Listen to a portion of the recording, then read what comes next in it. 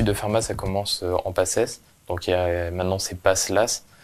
Il y a une sélection qui se fait au niveau d'un concours. Puis on arrive en début d'année de pharmacie en deuxième année, qui après, ça se cumule sur 6 ans et ça finit même un peu plus, jusqu'à 9-10 ans pour le parcours internat. Donc les études de pharmacie, il y a 3 grandes filières: officine, internat et industrie. Donc l'internat, c'est un deuxième concours à passer après.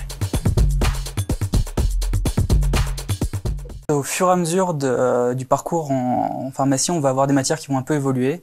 Donc dans les premières années, on a des matières très théoriques sur la chimie, la biochimie, et aussi de nombreux TP. On va avoir beaucoup de TP de chimie sous ses différentes formes. Ensuite, une fois qu'on évolue un petit peu dans les années, on va commencer à se rapprocher du médicament. Donc on va prendre de ce qu'on appelle la pharmacologie, donc l'étude du médicament avec des cas cliniques pour réussir à être au plus proche de ce qui va se passer dans notre futur métier. Et ensuite, à partir de la 4e année, les enseignements se spécialisent selon la filière qu'on a choisie.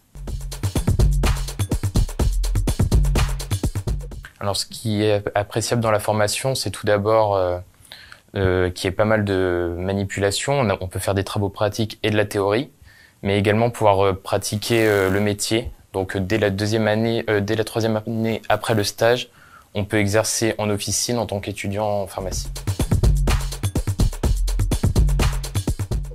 Diversité, médicaments et proximité. Pour réussir ces études, il n'y a pas de méthode. C'est plus un travail rigoureux sur le long terme, un peu anticiper les examens et savoir s'organiser. Ce qu'il faut savoir sur les études de pharmacie, contrairement à ce qu'on pense, c'est qu'il y a environ à peu près 200 métiers disponibles en sortant.